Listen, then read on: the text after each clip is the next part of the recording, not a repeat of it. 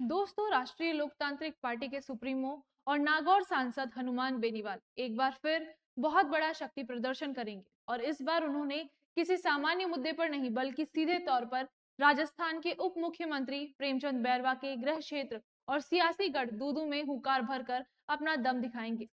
27 मई को दूदू के मौजमाबाद के पावन दादू पालका भैराना धाम में बुलाई गई जन महापंचायत को लेकर प्रशासन और सरकार की सांसें फूल गई हैं।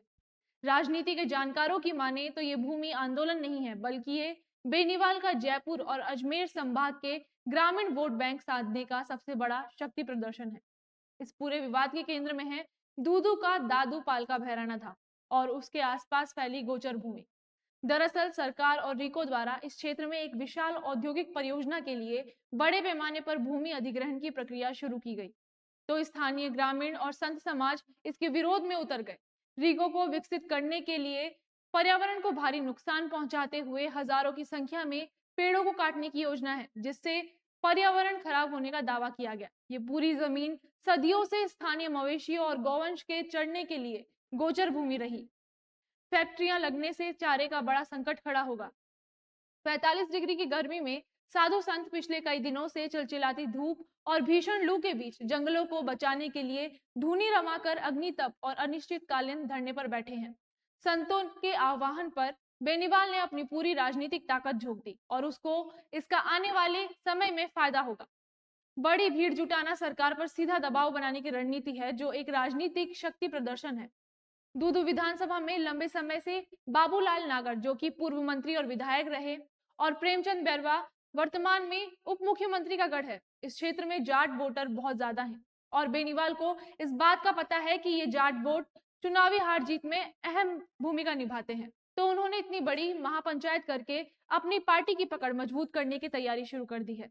2028 विधानसभा चुनाव को ध्यान में रखते हुए बेनीवाल जयपुर और अजमेर संभाग के ग्रामीण इलाकों में अपने वोट बैंक को एकजुट कर रहे हैं।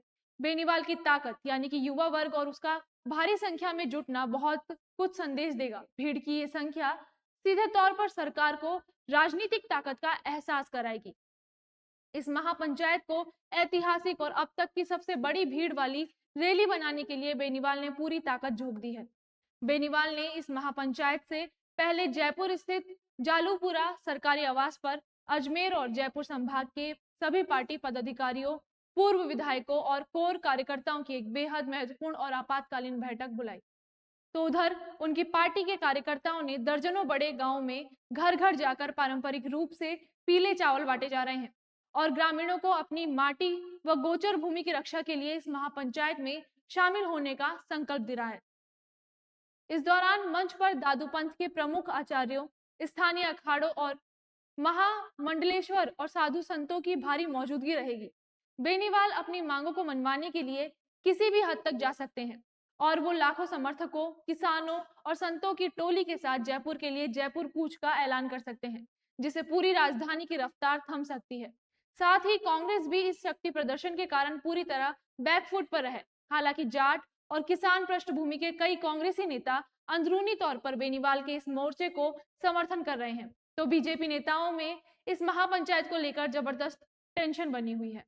आपकी इस बारे में क्या राय है, हमें कमेंट में जरूर बताइए। धन्यवाद।